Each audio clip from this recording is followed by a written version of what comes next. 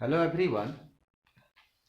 हम लोग पिछले के दो क्लासेस में जो थे वह डी ब्लॉक के फिजिकल प्रॉपर्टी के बारे में काफी डिटेल तरीके से हम लोग पढ़े थे।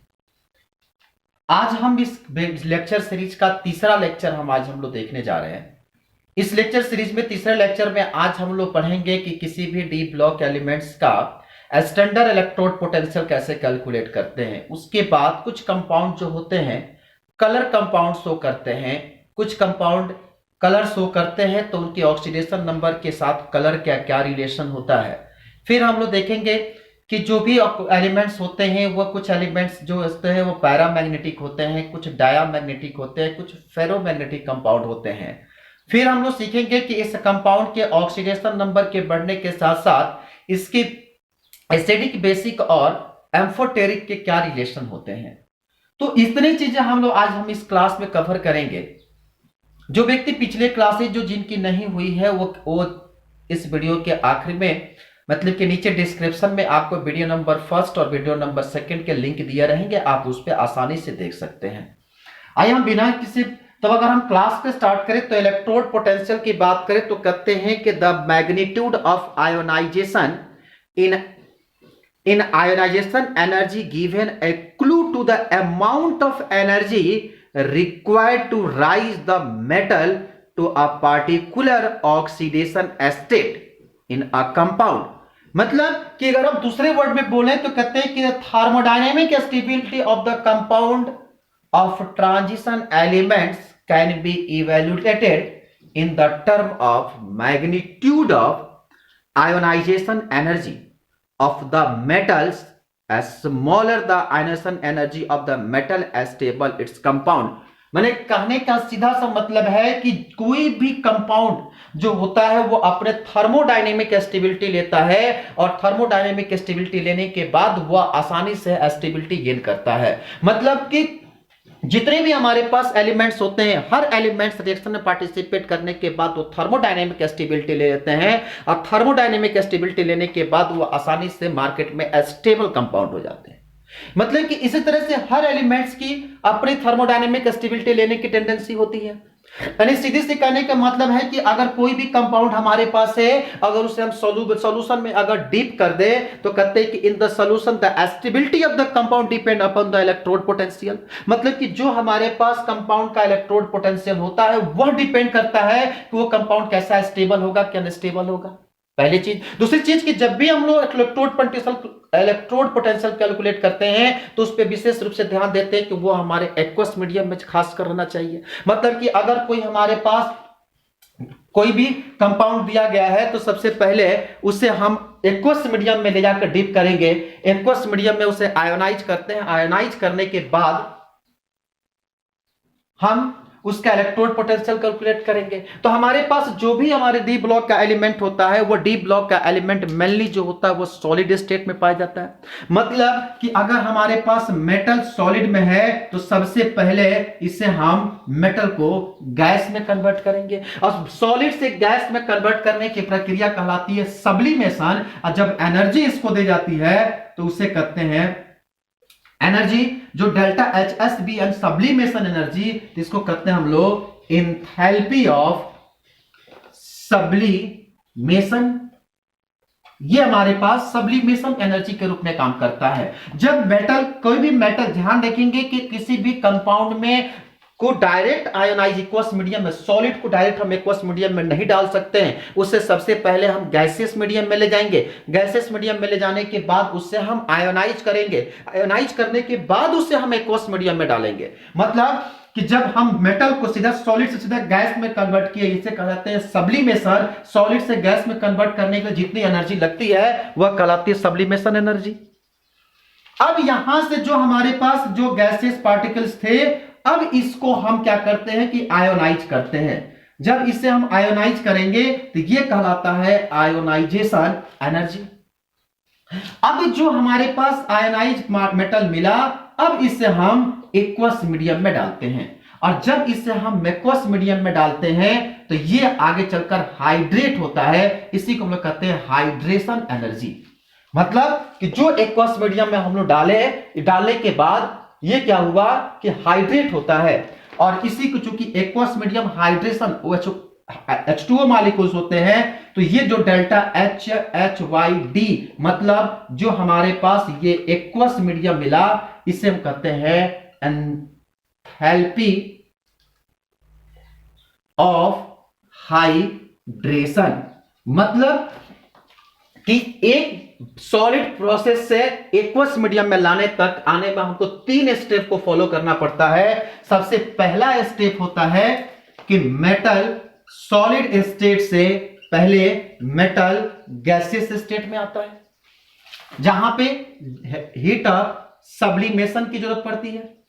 फिर मेटल गैस से मेटल आयन में कन्वर्ट होता है, जहां पर आयोनाइजेशन एनर्जी लगता है। और जब ये मेटल आयन जो होता है वह मेटल एक्वस में कन्वर्ट होता है, जहां पे हाइड्रेशन एनर्जी काम करता है। मतलब कि एक एलिमेंट्स को अगर हमें मेटल से एक्वस में अगर कन्वर्ट करना है, तो उसे सब्लिमेशन, आयोनाइजेशन और हाइड्रेशन ये टोटल एनर्जी से गुजरना पड़ता है। तो इसी को आगे चलकर हम heat of enthalpy, total enthalpy कहें तो क्या कहेंगे? Heat of sublimation, heat of या आयोनाइजेशन और हीट ऑफ हाइड्रेशन। इन तीनों का जो सम होता है वह हीट ऑफ एंथैल्पी कहलाता है। मतलब कि अगर सॉलिड स्टेट से एक्वस मीडियम में लाना हो तो इसे कहेंगे हीट ऑफ टोटल एंथैल्पी। तो टोटल एंथैल्पी मतलब अगर सॉलिड से एक्वस लाना हो तो पहले उसे सब्लिमाइड यानी कि सॉलिड से गैस में, उसके बाद उसे आयोनाइज करेंगे, आयोनाइज करने के बाद एक्वस मीडियम में लाएंगे, तब इतनी प्रोसेस फॉलो होगा। मतलब सॉलिड से एक्वस लाने में इतनी सारी एनर्जी लगेगा, इतने सारे एनर्जी के सम को हम लोग टोटल हीट ऑफ एंथैल्पी कहेंगे। और इसी को आगे चलकर एक पूरा एक साइकिल प्रोसेस कंप्लीट होता है, और इसी साइकिल को कहते हैं हम लोग हैबर्स साइकिल। मतलब कि अगर कोई भी डी ब्लॉक का एलिमेंट्स होता है और उसे आयोनाइज होना है तो उसे हैबर साइकिल के माने कि हैबर प्रोसेस को रूल को फॉलो करना पड़ता है। यही इलेक्ट्रोड पोटेंशियल जो होता है, इसी इलेक्ट्रोड पोटेंशियल के थ्रू आगे चलकर एलिमेंट्स की रिएक्टिविटी भी तय होती है कि कौन सा एलिमेंट्स कितना रिएक्टिव होता है और उसकी रिएक्टिविटी का ऑर्डर क्या होता है। हम कहते हैं कि इसी रिएक्टिविटी के आधार पर हम आगे पढ़ेंगे कि कौन सा एलिमेंट्स कितना ज्यादा रिएक्टिव होता है। हम इसके बाद की जब हम लोग कंसेप्ट सीखते हैं तो कहते हैं कि जितने भी एलिमेंट्स होते हैं, most of the compound of the transition metals are coloured. ध्यान रहे, अगली प्रॉपर्टी हम लोग पढ़ने जा रहे हैं कि formation of coloured ion. Next property है फॉर्मेशन ऑफ कलर्ड आयंस।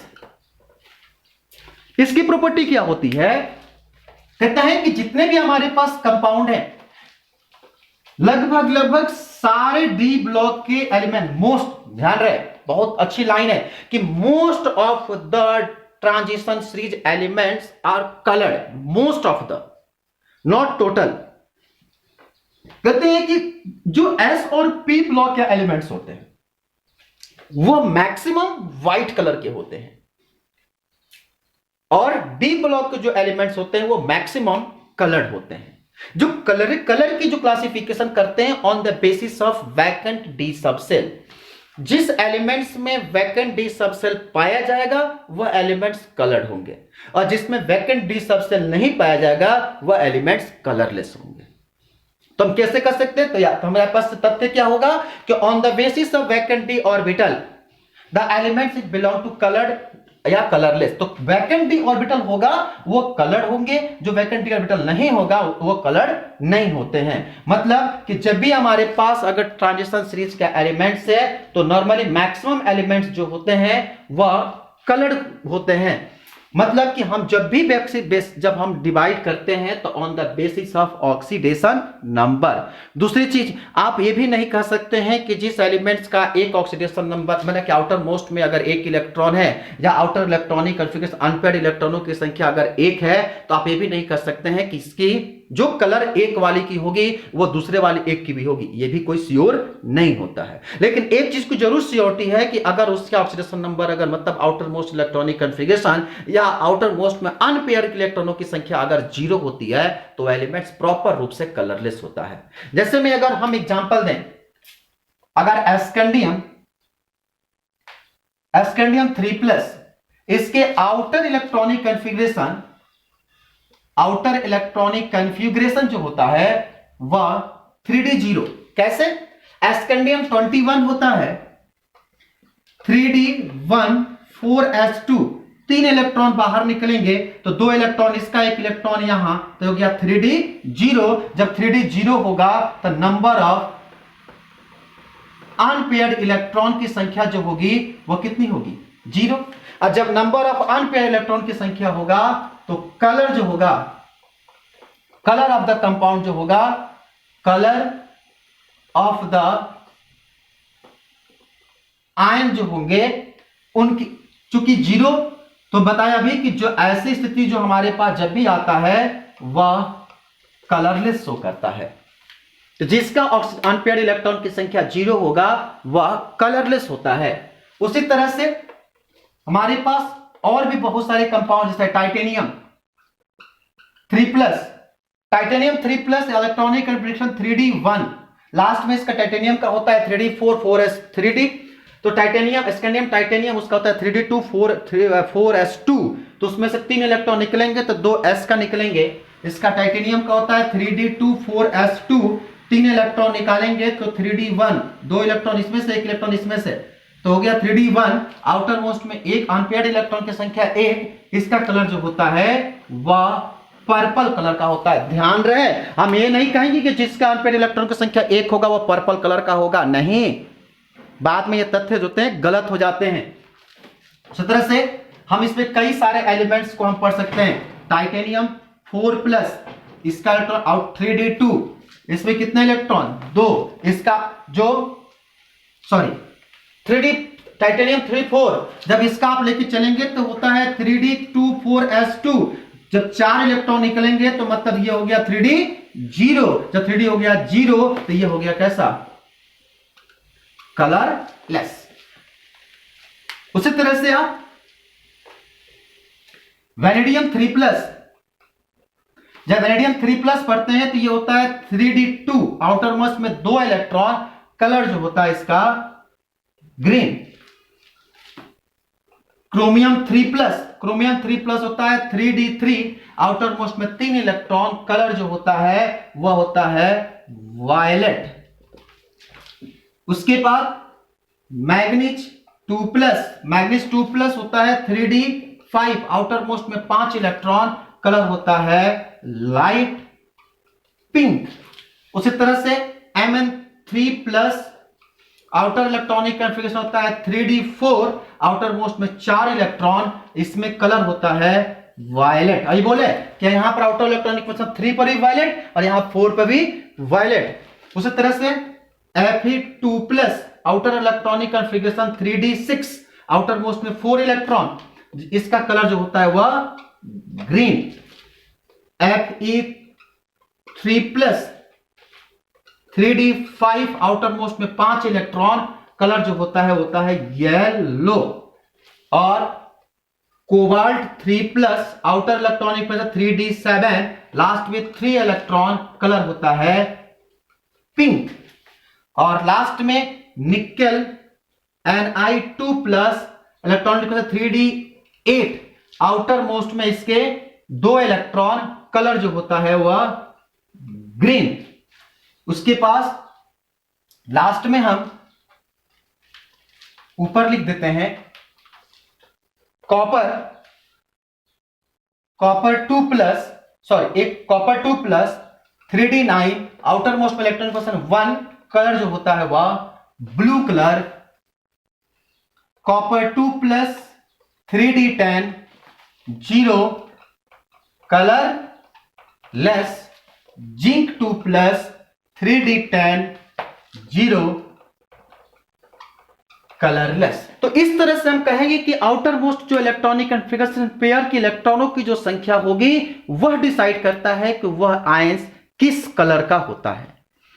तो हमेशा ये कलर प्रॉपर्टी जो होती है वो डिसाइड करता है कौन सा, अनपेयर्ड इलेक्ट्रॉनों की संख्या डिसाइड करता है कि वह एलिमेंट्स कौन से कलर के होंगे, उनकी कलराइजेशन कैसी होगी, किस तरह के कंपाउंड जो होते हैं वह अधिक मात्रा में। अब देखिए सबसे बड़ा चीज होता है कि जो ये कंपाउंड जो हमको दिखाई दे रहे हैं, हर एलिमेंट्स अपना एक कॉम्प्लेक्स का फॉर्मेशन करता है, और ये कॉम्प्लेक्स के फॉर्मेशन करने के बाद सबसे बड़ा ध्यान रखेंगे कि ये आयन के फॉर्म में ये कलर है, ये आयन के फॉर्म में यहां हमको मान लीजिए कि जो भी हमको कंपाउंड दिया गया ये सारे के सारे on the basis of ion देखे गए हैं। अब यही आयन जब किसी कॉम्प्लेक्स के साथ मिलेगा तो वह फॉर्मेशन मतलब वह कलर उसको शो करेगा।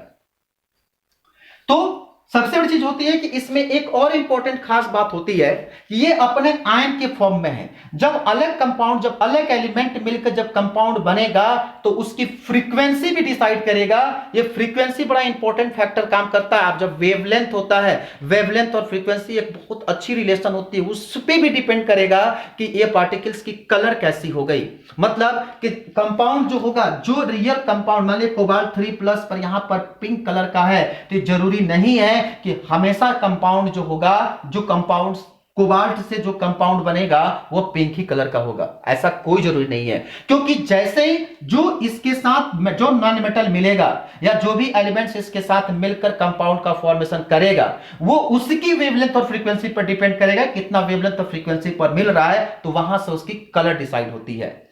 मतलब कि जो वेवलेंथ हम लोग 4200 से लेकर जो हम लोग अलग अलग रेंज पर हम लोग फ्रीक्वेंसी पढ़ते हैं, जैसे ग्रीन कलर का फ्रीक्वेंसी, रेड कलर का फ्रीक्वेंसी, सबका फ्रीक्वेंसी जो होती है वो अलग अलग होती हैं, उसका वेवलेंथ अलग अलग होता है। तो मतलब जो कंपाउंड बनने के बाद जो वेवलेंथ और फ्रीक्वेंसी मैच जिससे करती है वह उसका कलर देता है। तो हम ये कभी नहीं कर सकते हैं कि टाइटेनियम 3+ का कलर जो होता है पर्पल कलर का होता है, तो टाइटेनियम कॉम्प्लेक्स से बनने वाले सारे कॉम्प्लेक्स का कलर एक जैसा होगा, यह बिल्कुल तथ्य गलत है। हम जैसे एग्जांपल में देखिए तो कोबाल्ट हेक्सा एक्वा जो हमारे पास होता है, कोबाल्ट हेक्सा एक्वा का जो कलर होता है वो पिंक कलर का होता है, जबकि कोबाल्ट टेट्राक्लोराइड जब आता है तो उसकी कलर जो होती है वो ब्लू कलर की हो जाती है। उसी तरह से मैग्नीज यहां पर जो है लाइट पिंक कलर का है, और तो जब मैग्नीज हमारे पास लाइट पिंक कलर का होता है, जब मैग्नीज हेक्सा एक्वा के साथ मिलता है तो लाइट पिंक कलर यानी पिंक कलर में होता है, लेकिन जब क्लोराइड के साथ मिलता है तो उससे कलर ग्रीन हो जाती है।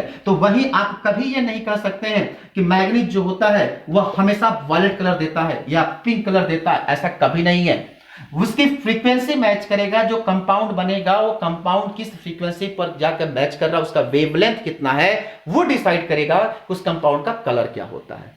लेकिन ये फिक्स है कि जितने भी कोऑर्डिनेशन कंपाउंड के जो कोऑर्डिनेशन इसके जो एलिमेंट होते हैं डी ब्लॉक के फर्स्ट ट्रांजिशन सीरीज को मैक्सिमम एलिमेंट्स जो होते हैं आयनाइज होने के बाद कलर देने का काम करते हैं, लेकिन जिसके वैकेंट डी ऑर्बिटल 0 होंगे वह एलिमेंट्स कलरलेस होते हैं। ठीक है, उसके बाद कहते हैं कि जब हम अगर छोटा सा एग्जांपल आपको दिखाएं, जैसे में अभी हमने कहा कि कुछ कंपाउंड जो होते हैं वह कंपाउंड कॉम्प्लेक्स बनाने के बाद वो कलर देते हैं। जैसे में अगर हम कोबाल्ट 2+ को देखें, जब ये कॉम्प्लेक्स बनाता है कोबाल्ट हेक्सा एक्वा, जब हेक्सा एक्वा बनाता है तो इसका शेप जो होता है वह ऑक्टाहेड्रल शेप होता है। आगे क्लास में सीखेंगे कैसे ऑक्टाहेड्रल होता है, खासकर जब हम कोऑर्डिनेशन कंपाउंड का लेक्चर देंगे तो उसमें इसको बहुत अच्छे तरह से डिटेल करेंगे कि ऑक्टाहेड्रल क्या होता है, टेट्राहेड्रल क्या होता है, स्क्वायर प्लेनर क्या होता है, लीनियर, ये सारे स्ट्रक्चर को हम वहां डिस्क्रिप्ट करेंगे। तो यहां इसका शेप जो होता है वो ऑक्टाहेड्रल होता है और इसकी जो कलर होती है वह पिंक कलर की होती है। यही लेकिन अगर कोबाल्ट 3+, अभी मैंने बोला कि कोबाल्ट टेट्राक्लोराइड के साथ अगर रिएक्शन कर दें तो ये टेट्राक्लोराइड जो होता है वह टिड्डी शेप का, टिड्डी मतलब टेट्राहेड्रल शेप का होता है, और जब टेट्राहेड्रल होता है तो इसका कलर जो होता है वह ब्लू होता है। हो गया ना, कहानी बदल गया। आयन जो होता है फिक्स नहीं है, अगर आयन जिस कंपाउंड के साथ जिसका कॉम्प्लेक्स बनाता है उसकी वेवलेंथ और फ्रीक्वेंसी डिसाइड करेगा कि उसका कलर क्या होगा, लेकिन ये फिक्स है कि कोई ना कोई कलर वो देगा। उसी तरह से अगर हम मैग्नीज 2+ को देखें तो Mn hexa aqua manganese hexa aqua जब आयन बनाता है तो ये भी कैसा होता है, ऑक्टा हाइड्रल होता है, और कलर जो होती है इसकी पिंक कलर की होती है। जबकि Mn3+ जब MnCl4 बनाता है तो ये भी इसकी सेप्टिडी होता है, और इसका कलर जो होता है वह ग्रीन कलर की होती है। मतलब कि कंपाउंड की जो प्रॉपर्टी हमको मिला, ये सारे के सारे जो कॉम्प्लेक्स आयन, जो कॉम्प्लेक्स का फॉर्मेशन होता है, वह उसका शेप और उसका कलर जो होता है, वो कलर जो भी होगा उसके वेवलेंथ एंड फ्रीक्वेंसी पर डिपेंड, वेवलेंथ पर डिपेंड करेगा। कॉम्प्लेक्स मतलब कि डी ब्लॉक के सारे एलिमेंट्स जो कॉम्प्लेक्स का फॉर्मेशन करते हैं, वो सारे के सारे जो होते हैं वह कलर्ड कंपाउंड का फॉर्मेशन करते हैं। Maximum, most of the compound, ये नहीं कि पूरी के पूरी बनाते हैं, मतलब कुछ मैक्सिमम कंपाउंड जो होते हैं वह कलर्ड कॉम्प्लेक्स का फॉर्मेशन करते हैं। अब इसके बाद कहे कि चूंकि ये डी ब्लॉक का जो एलिमेंट्स है वो सारे के सारे मेटल होते हैं, तो जाहिर सी बात है कि जब मेटल होंगे तो वह मैग्नेटिक प्रॉपर्टी शो करेंगे। मतलब कि अगले हम इसकी प्रॉपर्टी पढ़ें जिसका नाम है मैग्नेटिक प्रॉपर्टीज, क्योंकि कई सारे प्रॉपर्टीज में पढ़ना है। जब हम इसकी मैग्नेटिक प्रॉपर्टीज के बारे में स्टडी करते हैं तो क्या मिलता है, कहते हैं कि जितने भी मेटल हैं, भाई मैग्नेटिक प्रॉपर्टी में क्या होता है कि इसमें चूंकि अनपेयर्ड इलेक्ट्रॉन पाए जाते हैं तो इसलिए मेटल प्रॉपर्टी होता है। मतलब इसे मैग्नेटिक फील्ड में जाने के बाद जो होता है कुछ जिसमें डिफ्लेक्शन होगा, या तो वो मैग्नेट को अट्रैक्ट करेगा यानी मैग्नेट की तरफ अट्रैक्ट होगा, या तो मैग्नेट से रिपेल होगा। अट्रैक्शन भी दो तरह की होगी, एक जो होगी काफी हार्ड अट्रैक्शन होगी और एक जो होगी काफी कम अट्रैक्शन होगी। मतलब जिसमें वैकेंट डी ऑर्बिटल जितना ज्यादा पाया जाएगा उसकी और अट्रैक्शन पावर उतनी ही ज्यादा होगी। मैंने कह सकते हैं कि ये जितने भी हमारे पास कंपाउंड है उसको आगे चलकर मैग्नेटिक प्रॉपर्टी के आधार पर हम 3 भागों में बांटते हैं। पहला जो होता है उसे हम लोग कहते हैं पैरा मैग्नेटिक सबस्टेंस। मतलब कहते हैं कि this substance which are attracted by magnetic field are known as paramagnetic substance. ध्यान रहे कि द कंपाउंड या the substance which are attracted by magnetic field is called paramagnetic substance. अब डी ब्लॉक के एलिमेंट्स में पैरामैग्नेटिक सबस्टेंस से क्या relation है, तो कहेंगे कि अगर वैकेंट डी ऑर्बिटल में जब ऑर्बिटल डायग्राम बनाएंगे उसमें अगर इलेक्ट्रॉन जो होंगे वह अनपेयर्ड इलेक्ट्रॉन अगर होंगे, अगर मान लीजिए कि हमारे पास 3d7 है, तो 3d7 है, जब इसका आप ऑर्बिटल डायग्राम बनाएंगे तो ऐसी स्थिति में जब 1 2 3 4 5 इलेक्ट्रॉन, 6 और 7, जब 7 भर दिए तो इसी स्थिति में हमारे पास अनपेयर्ड इलेक्ट्रॉन की संख्या हमारे पास बच गए हैं। तो अगर जिस एलिमेंट्स में अनपेयर्ड इलेक्ट्रॉन बच गए, जिसका ऑर्बिटल डायग्राम में अनपेयर्ड इलेक्ट्रॉन हुए, अगर मान लीजिए इलेक्ट्रॉन अगर ये शिफ्ट भी होता है तो इसका डायग्राम जब हम बनाएंगे तो 1 2 3 4 5 6 और एक अगर शिफ्ट हुआ तो 7, और इसमें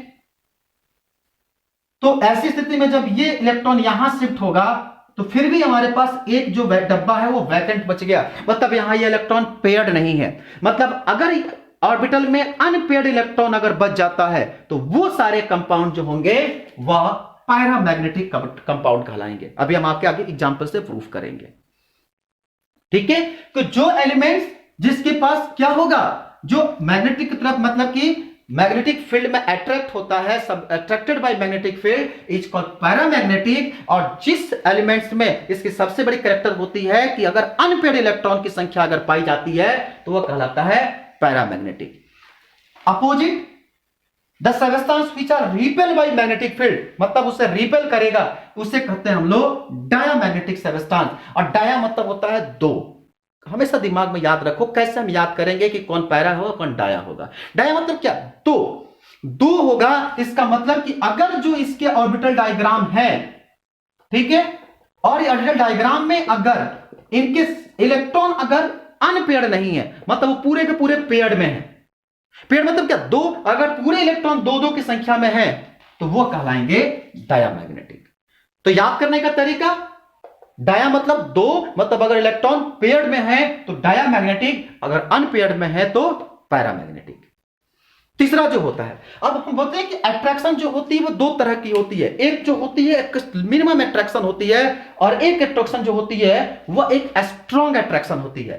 तो कहते हैं कि द कंपाउंड, खासकर जिसके आउटर मोस्ट ऑर्बिटल में जो होते हैं अब थोड़ा सा ज्यादा इलेक्ट्रॉन होते हैं, जैसे में आयरन, ये था आपका डायामैग्नेटिक। तीसरा जो होता है आयरन, कोबाल्ट, निकल, इनके आउटर मोस्ट में जो होते हैं काफी अधिक मात्रा में अनपेयर्ड इलेक्ट्रॉन पाए जाते हैं। और जब अनपेयर्ड इलेक्ट्रॉन ज्यादा पाए जाते हैं तो इसका अट्रैक्ट करने की कैपेबिलिटी काफी ज्यादा होती है। तो कहते हैं कि ये जो मेटल होते हैं ये मैग्नेटिक फील्ड में काफी फास्ट, मतलब काफी मैक्सिमम फोर्स के साथ अट्रैक्शन होते हैं। तो कहते हैं कि द निकल, आयरन, कोबाल्ट जो होते हैं attracted by the magnetic field is very high, यानी वेरी स्ट्रॉन्ग। जब ये पहली चीज की काफी स्ट्रॉन्ग अट्रैक्ट होते हैं। दूसरी चीज, जब ये मैग्नेट के संपर्क में आते हैं तो इनके अंदर मैग्नेटिक प्रॉपर्टी आ जाती है। इंटरेस्टेड बात याद कैसे करेंगे, आप घर में अगर कभी रेडियो खोले होंगे या कभी आप चुंबक लिए होंगे, मैग्नेट लिए होंगे, उसमें अगर आप स्क्रू ड्राइवर लेते हैं और स्क्रू ड्राइवर को अगर मैग्नेट से कांटेक्ट कराते हैं, आप मैग्नेट से कांटेक्ट कराए और उसके बाद थोड़ी देर के बाद जब आप उसी स्क्रू ड्राइवर से जब स्क्रू को टच करते हैं तो ऑटोमेटिक स्क्रू जो होती है आकर वो स्क्रू ड्राइवर से टच कर जाता है। मतलब क्या कि जैसे आप स्क्रू ड्राइवर को मैग्नेट से पहले कांटेक्ट कराए, इसमें मैग्नेट से कांटेक्ट कराने के बाद स्क्रू ड्राइवर चूंकि हो तो वो आयरन की बनी होती है, लोहे की बनी होती है, और आयरन के कांटेक्ट में आने से इसके मैग्नेटिक प्रॉपर्टी इसमें आ जाती है। जब मैग्नेटिक प्रॉपर्टी इसमें आ जाती है तो इसीलिए जो स्क्रू होता है वो आसानी से इसके कांटेक्ट में आ जाता है, टच करता है तो वो उसको अटैच कर लेता है। तो मतलब कि स्क्रू ड्राइवर जो लोहा होता है वो मैग्नेट में कांटेक्ट में आने के बाद लोहे में मैग्नेटिक मतलब की प्रॉपर्टी आ जाती है, तो उस आसानी से आयरन को यानी स्क्रू को अट्रैक्ट कर लेता है। तो मतलब कि इसी को आगे चलकर हम लोग फेरो मैग्नेटिक सबस्टांस के नाम से जानते हैं। फेरोमैग्नेटिक सबस्टांस क्या है कि वह सबस्टांस जो मैग्नेटिक फील्ड में काफी स्ट्रॉन्ग अट्रैक्शन होता है, काफी हाई अट्रैक्शन होता है, और दूसरी इंपॉर्टेंट चीज कि वह मैग्नेटिक फील्ड में आने के बाद वह मैग्नेटिक प्रॉपर्टी शो करने लगता है। मतलब कि जिस मैग्नेटिक, अगर ये सारे इसमें आयरन, कोबाल्ट और निकल ऐसे एलिमेंट होते हैं कि जब वो मैग्नेट के संपर्क में आते हैं तो वह मैग्नेट के प्रॉपर्टी को गेन कर लेते हैं। मतलब कि मैग्नेट के कांटेक्ट से हटाने के बाद अगर उससे कोई मेटल उसके कांटेक्ट में आता है तो आसानी से उसको अट्रैक्ट करने की कैपेबिलिटी रखता है। तो ये पैरामैग्नेटिक, जिसके अनपेयर्ड इलेक्ट्रॉन की संख्या होती है, जो मैग्नेटिक फील्ड में अट्रैक्ट होता है या रिपेल होता है, पर इलेक्ट्रॉनों की संख्या जो होती है वो पेयर्ड होती है। तीसरे में जो होता है जिसमें मैग्नेटिक फील्ड में काफी स्ट्रॉन्ग फोर्स के साथ अट्रैक्शन होता है, और वह अट्रैक्ट होने के बाद जब मैग्नेटिक फील्ड में आता है तो उसकी मैग्नेटिक प्रॉपर्टी को क्या करता है, वह शो करने लगता है। तो इस तरह के कंपाउंड को हम लोग कहते हैं क्या चीज, फेरोमैग्नेटिक। हम कहें कि जो हमारे पास इलेक्ट्रॉनों की संख्या होती है, अनपेयर्ड इलेक्ट्रॉन की जो भी संख्या हमको होती है, वही अनपेयर्ड इलेक्ट्रॉन की संख्या आगे चलकर मैग्नेटिक मोमेंट कैलकुलेट कराती है। कहते हैं कि मैग्नेटिक मोमेंट जिसे हम लोग म्यू से रिप्रेजेंट करते हैं, mu equal to root under N into N plus 2, जिसका यूनिट होता है बोर मैग्नेटॉन। आप इस फॉर्मूला से किसी भी आयनाइज्ड कंपाउंड का या मेटल का आसानी से मैग्नेटिक मोमेंट कैलकुलेट कर सकते हैं। जैसे में अगर हम स्कैंडियम 3+ का देखें, स्कैंडियम 3+ ये होता है 3d0 outer most electronic configuration. क्या होता है 3d0 आउटर मोस्ट में कितने G0। ये n क्या है, यहां पर n is equal to number of unpaired electron. तो यहां पर अनपेयर्ड इलेक्ट्रॉन कितने हैं 0, तो मतलब यहां पर आप फॉर्मूला में रखेंगे 0 × 0 + 2। तो ऐसी स्थिति में 0 × 2 हो जाएगा 0, मतलब इसका बोर मैग्नेटॉन होता, मतलब इसका मैग्नेटिक मोमेंट होता है वह 0 बोर मैग्नेटॉन। उसी तरह से अगर हम टाइटेनियम 3+ को देखें तो यह होता है 3d1 मतलब n इजकल टू 1, जब आप कैलकुलेट करते हैं म्यू इजकल टू 1 प्लस 2, तो 1 इंटू 3 इजकल टू रूट में 3, 1.732 इसकी जो वैल्यू होती है वो 1.732 बोर मैग्नेटॉन, बोर मैग्नेटॉन। तो किसी भी जो भी ट्रांजिशन सीरीज का एलिमेंट होगा, उस सारे ट्रांजिशन सीरीज के एलिमेंट्स का आप आसानी से मैग्नेटिक मोमेंट कैलकुलेट कर सकते हैं कि उस एलिमेंट्स का मैग्नेटिक मोमेंट क्या होगा। तो इस मैग्नेटिक मोमेंट के से आप कैलकुलेशन से आपको एक चीज का फायदा होगा कि उससे आप एलिमेंट्स की क्या प्रॉपर्टी होगी वो आसानी से आप कैलकुलेट कर सकते हैं। अब इसके बाद नेक्स्ट प्रॉपर्टी की तरफ अगर हम बढ़ें तो इसका जो एलिमेंट्स आप कहते हैं कि जितने भी डी ब्लॉक के एलिमेंट्स होते हैं वह कैटालिटिक प्रॉपर्टी यानी कि कैटलिस्ट की प्रॉपर्टी शो करते हैं। अब ये कैटलिस्ट की प्रॉपर्टी कैसे शो करते हैं? सबसे इंपॉर्टेंट चीज है कि ये कैटलिस्ट की प्रॉपर्टी शो करते हैं। हमने कहा कि कैटलिस्ट की प्रॉपर्टी कैसे, ये पहली चीज होती है कि कैटलिस्ट होता क्या है। आपको हम ये बात समझाते हैं। अगर केमिस्ट्री की भाषा में कहे तो जो रेट ऑफ रिएक्शन को डिसाइड करता है उसे हम कैटलिस्ट कहते हैं। ये रेट ऑफ रिएक्शन को डिसाइड मतलब कि रिएक्शन को या तो फास्ट कराता है, या तो स्लो कराता है, या तो इंटरमीडिएट कराता है। रिएक्शन रेट ऑफ रिएक्शन तीन तरह की होती है, एक होता है फास्ट रिएक्शन, एक होता है स्लो रिएक्शन, होता है एक इंटरमीडिएट रिएक्शन। ये तीनों डिसाइड करने वाला जो फैक्टर होता है उसे हम लोग कैटलिस्ट कहते हैं। इसे हम जनरल भाषा से समझते हैं कैसे। मान लीजिए कि हमारे पास एक्स और वाई दो व्यक्ति हैं। ये जो है ये एक्स एक फैमिली है और ये एक्स फैमिली जो है और ये वाई फैमिली है। ये जो है एक लड़के का फैमिली है और ये एक लड़की की फैमिली है। एक्स और वाई दो अलग अलग फैमिली है, ठीक है। एक व्यक्ति है जिसका नाम है मिस्टर सी। ये सी जो है इत्तेफाक से एक्स फैमिली को जानता है। ये क्या करता है, एक दिन इनके घर जाता है और घर जाने के बाद इनसे पूछता है तो इनके घर वाले बोलते हैं कि हमारे घर में एक लड़का है और उसकी जो है हमें शादी करनी है। तो वो बोलते हैं कि बिल्कुल ठीक है, हमारे परिचय में एक लड़की है जिससे हम आपकी शादी करा सकते हैं। तो सबसे पहले क्या किए कि ये एक्स जो है इस सी के साथ, मतलब एक्स और वाई दो व्यक्ति हैं जो कि अननोन है, इन दोनों के बारे में कोई परिचय नहीं है। लेकिन सी जो है व्यक्ति हम इनसे मिलता है, इन दोनों से। तो कहता है कि एक्स इस सी से मिला तो कहा कि हमें समय लड़के की शादी करनी है। तो बोला कि ठीक है, हमारे परिचय में एक लड़की की फैमिली वाली है, हम उससे आराम से आपकी शादी करा देंगे। तो ऐसी स्थिति में ना एक्स और वाई एक दूसरे को तो जानते नहीं है, पर सी जो है इन दोनों को जानता है। तो ऐसे कंडीशन में क्या होगा कि ये सी जो इसको जानता है तो ये सी पहले इस एक्स के साथ मिलेगा। तो एक्स सी के साथ मिलता है, अभी वाई से कोई परिचय नहीं है। फिर उसके बाद क्या करता है, इन दोनों को आपस में मिलाता है, जो आगे चलकर हम लोग अगुआ के नाम से जानते हैं, जो लड़का लड़कियों की शादी कराने का काम करता है। ये अगुआ लड़के वाले के पास से पहले मिलता है, फिर उसके बाद लड़की वाले से मिलता है और बाद में लड़का और लड़की को दोनों पक्ष को आपस में एक रिश्ता बना देता है, मतलब ये रिलेशन बना दिया। और बाद में क्या करता है, ये दोनों जब एक्स और वाई मिल जाते हैं तो ये अगुआ अपने शादी के बाद अपने घर चला जाता है। मतलब कि ये जब तक था, कब तक था, जब तक शादी नहीं हो गया। शादी में लड़के वाले की तरफ से अगुआ ही एक ऐसा व्यक्ति होता है कि वह लड़के वाले की तरफ से भी जाता है और लड़की वाले की तरफ से भी आता है। तो मतलब कि ये यहां भी रहता है और ये यहां भी रहता है, दोनों में रहता है। और जब दोनों की शादी होती है तो ये अपने घर चला जाता है। तो तो मतलब कि उसी तरह से ये कैटलिस्ट को आप वहां से रिलेशन को जोड़िए।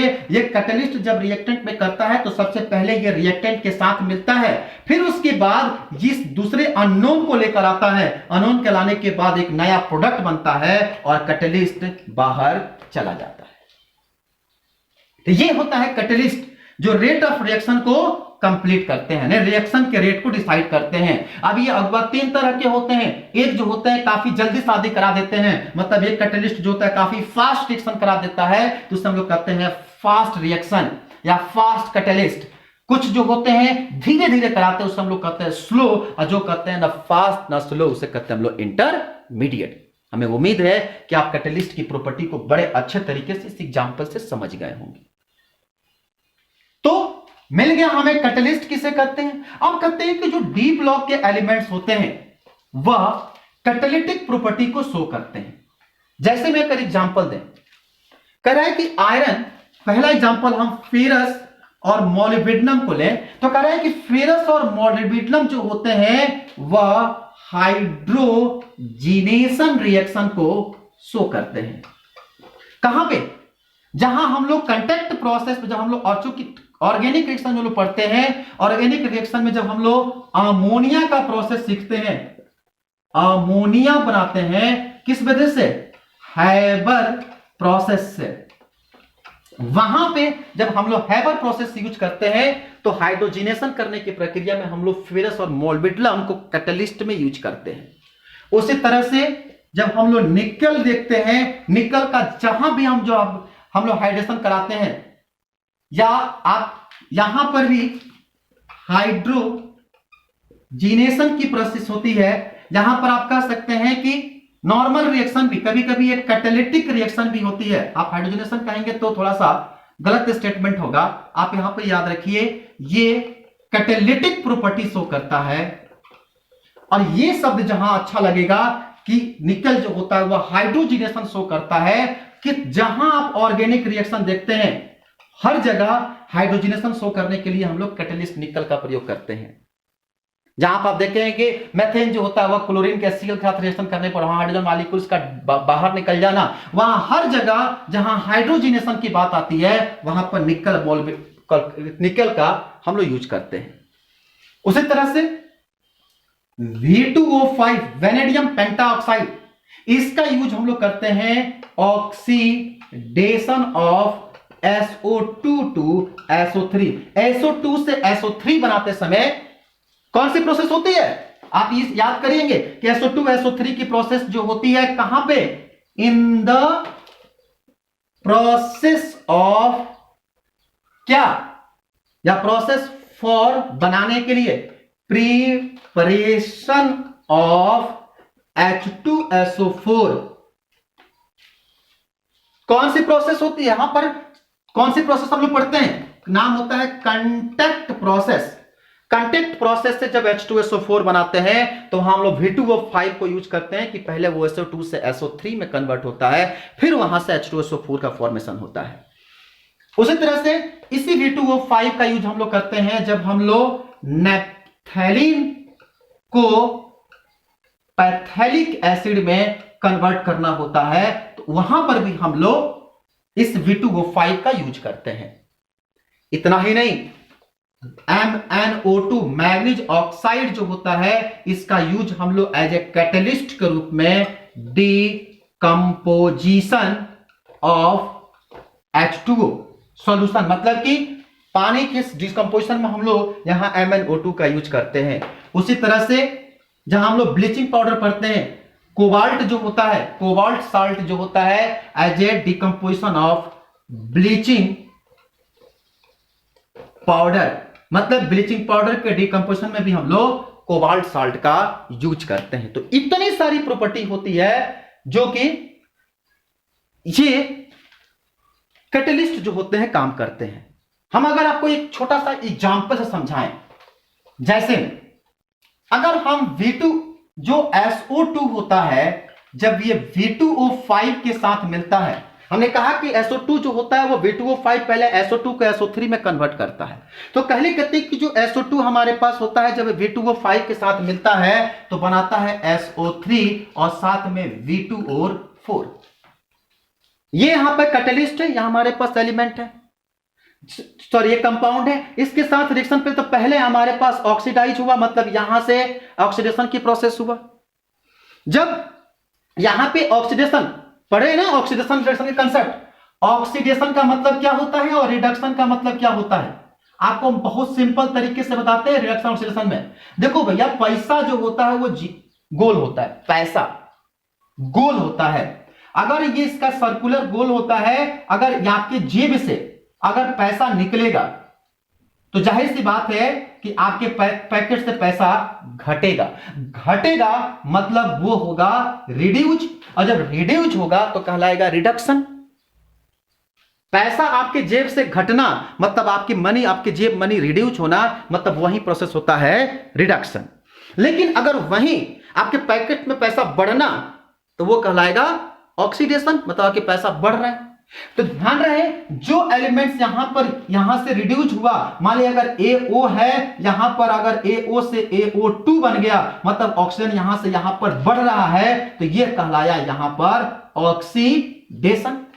मतलब SO2 से 2 ऑक्सीजन से बना कितना, 3, तो यहां पर हुआ, यहां से यहां हुआ ऑक्सीडेशन। और जिस एलिमेंट्स का ऑक्सीडेशन होता है वह कहलाता है रिड्यूसिंग एजेंट। SO2 से SO3 हुआ ऑक्सीडेशन, ऑक्सीजन की संख्या यहां पर बढ़ा, 2 रुपया था, 2 सिक्का था, 3 सिक्का हो गया, मतलब बढ़ गया, मतलब हो गया ऑक्सीडेशन। V2O5 यहां देखिए 5 था, घट के 4 हो गया, मतलब यहां पर हो गया रिडक्शन। और जिस जहां पर रिडक्शन होता है वह कहलाता है ऑक्सीडाइजिंग एजेंट। तो इस कंसेप्ट को हमेशा याद रखेंगे, हमेशा लाइफ में काम आएगा।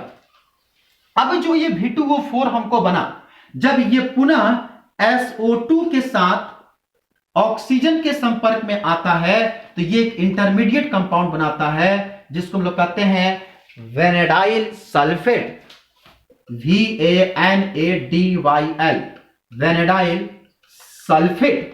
और जब ये वेनेडाइल, चूंकि बेटा ये इंटरमीडिएट कंपाउंड होता है, इंटरमीडिएट कंपाउंड मतलब ये मार्केट में अनस्टेबल होता है, और जब यही VOSO4 वेनेडियम सल्फाइड जब ये ब्रेक करता है, जब ये विखंडित टूटता है तो बनाता है V2O5 और साथ में SO2 और SO3। अब जरा गौर से देखिए, जो SO2 V2O5 के साथ मिला, वहीं यहां पर एक नए प्रोडक्ट बनाया और लास्ट में V2O5 का हुआ, शादी से अगुआ बाहर आ गया और नया प्रोडक्ट भी बन गया। तो मतलब कि प्रोडक्ट भी बन गया और नया कंपाउंड, हमारा जो कैटलिस्ट था वो सही सकुशल वापस भी लौट गया और लास्ट में हमारे पास नया प्रोडक्ट भी बन गया। तो कैटलिस्ट का काम ही होता है रिएक्शन में पार्टिसिपेट तो करता है, लेकिन जब प्रोडक्ट बनने की बारी आती है तो वह सकुशल बाहर निकल जाता है। ये इसकी सबसे इंपॉर्टेंट प्रॉपर्टी होती है। तो इस तरह से कैटलिस्ट का यूज, वह कैटलिस्ट जो होता है एलिमेंट्स के साथ पहले कंपाउंड के साथ मिलता है, इंटरमीडिएट प्रोडक्ट बनाता है, फिर वह फाइनल प्रोडक्ट के समय वह वहां से बाहर निकल जाता है। तो इसमें इसकी सबसे इंपॉर्टेंट प्रॉपर्टी यह होती है कि जितने भी एलिमेंट्स हमारे पास होते हैं सारे के सारे, अब सबसे इंपॉर्टेंट चीज कि ये जो हमारे पास कैटलिस्ट जो रिएक्शन में पार्टिसिपेट किए, कहते हैं कि जितने भी डी ब्लॉक के एलिमेंट्स होते हैं, सारे डी ब्लॉक के एलिमेंट्स के पास एक इंपॉर्टेंट टेंडेंसी होती है। वह इंपॉर्टेंट टेंडेंसी क्या है कि वो सारे के सारे कॉम्प्लेक्स के फॉर्मेशन करते हैं। ये सारे के सारे कॉम्प्लेक्स के फॉर्मेशन करते हैं। कॉम्प्लेक्स का फॉर्मेशन क्या हुआ, जैसे में अगर हम आपको एक एग्जांपल दे कोबाल्ट, क्योंकि इसके पास वैकेंट डी ऑर्बिटल पाए जाते हैं। तो जब वैकेंट डी ऑर्बिटल पाए जाएंगे तो इसमें एक इंपॉर्टेंट फैक्टर आता है कि कैसे कॉम्प्लेक्स बनाते हैं। आपको हम एक एग्जांपल देते हैं, जैसे कोबाल्ट, अगर हम कोबाल्ट हेक्साएमीन को ले लें, ठीक है, हेक्साएमीन Cl3, बड़ा गौर से समझिएगा, हम यहां पर एक बहुत इंपॉर्टेंट कंसेप्ट आपको सिखाने जा रहे हैं। जब इसे आप ब्रेक करेंगे तो बनता है कोबाल्ट हेक्साएमीन +3 और 3Cl-। बेटा जब इसकी आप ऑक्सीडेशन नंबर कैलकुलेट करोगे तो कैसे कैलकुलेट करोगे? अमीन का होता है 0, तो कोबाल्ट को x और प्लस 0 इंटू 6 इक्वल टू 3 होगा। मतलब कि ऐसी स्थिति में जब निकालोगे तो x प्लस 0 इक्वल टू 3, मतलब x इक्वल टू प्लस 3, मतलब इस एलिमेंट्स का ऑक्सीडेशन नंबर होगा कितना? प्लस 3। अब कोबाल्ट जब हमारे पास होता है, जब इसके इलेक्ट्रॉनिक कॉन्फ़िगरेशन निकालते हैं तो इसका होता क्या है? 3d कितना? 7 और 4s2, 3d 7 4s2। जब इसका आप ऑर्बिटल डायग्राम बनाते हैं तो बनता है 1 2 3 4 5 6 और 7। ये है आपका 4s और ये है आपका ये 4s और ये आपका 4p। तो 4p में होते हैं 6 ऑर्बिटल। अब गौर से देखिए, यहां पर होता है 4s2, मतलब इसके एक इलेक्ट्रॉन ये वैकेंट होता है। जब ये कोबाल्ट 3 प्लस पर आता है, इसका मतलब कि इसके 3 इलेक्ट्रॉन बाहर निकलेंगे। जब 3 इलेक्ट्रॉन मतलब 2 इलेक्ट्रॉन यहां से, और गौर से देखिए यहां से इलेक्ट्रॉन नहीं निकलेगा क्योंकि ये 1 2 3 4 5 6 7 सातवां नंबर इलेक्ट्रॉन ये है, मतलब ये यहां से एक्साइटेड होकर बाहर निकलेगा।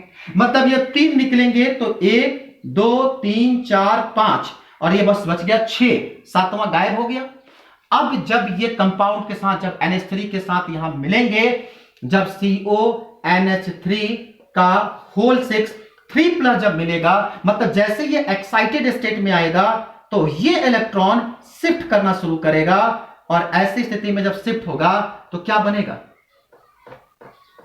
मतलब 1 2 3 4 5, तो 5 अब क्या करेगा कि ये इलेक्ट्रॉन यहां शिफ्ट करेगा। पहले जो भरा हुआ था एक यहां और एक यहां, मतलब कैसे भरा? ये इलेक्ट्रॉन यहां, ये इलेक्ट्रॉन यहां, मतलब ये इलेक्ट्रॉन यहां आया, ये इलेक्ट्रॉन आप ऐसा समझ लो, ये यहां आएगा और ये यहां आएगा, तो मतलब ये पूरा का पूरा भर गया। मतलब और ये यहां पे, मतलब ये जो था वह 3d का, ये है आपका 4s का, ये है आपका 4p का। अब जरा गौर से देखो, पहली चीज d के कितने ऑर्बिटल में एक भी इलेक्ट्रॉन नहीं है? d के 2 इलेक्ट्रॉन ऑर्बिटल में एक भी इलेक्ट्रॉन नहीं है। s पूरा खाली है और p के 3 में बिल्कुल इलेक्ट्रॉन नहीं है। तो मतलब यहां से लेकर यहां तक अगर हम देखें तो बन गया D2sp3। इस कंप्लेक्स का, कंपाउंड का हाइब्रिडाइजेशन अगर हम पूछे कोबाल्ट का तो बनता है D2sp3। यह बहुत इंपॉर्टेंट टर्म है कि कंप्लेक्स कंपाउंड दे दी जाते हैं, उसमें पूछा जाता है किस एलिमेंट्स का हाइब्रिडेशन क्या होगा, तो D2sp3। कैसे कैलकुलेट किए? अब जरा बताइए, इसके आउटर ऑर्बिटल को देखोगे तो ये पेयर्ड है। जब पेयर्ड है मतलब इसमें अनपेयर्ड इलेक्ट्रॉन नहीं है। अब पेयर्ड मतलब 2 इलेक्ट्रॉन, 2 मतलब डाई, तो ये कंपाउंड कैसा होगा? Diamagnetic. तो इस तरह से आपके पास अगर कोई भी कंपाउंड है उसको आप आसानी से उसकी फ्रीक्वेंसी, आसानी से उसका कोऑर्डिनेशन आप कैलकुलेट कर सकते हैं। अगर हम एक और छोटा सा अगर आपको एग्जांपल दें,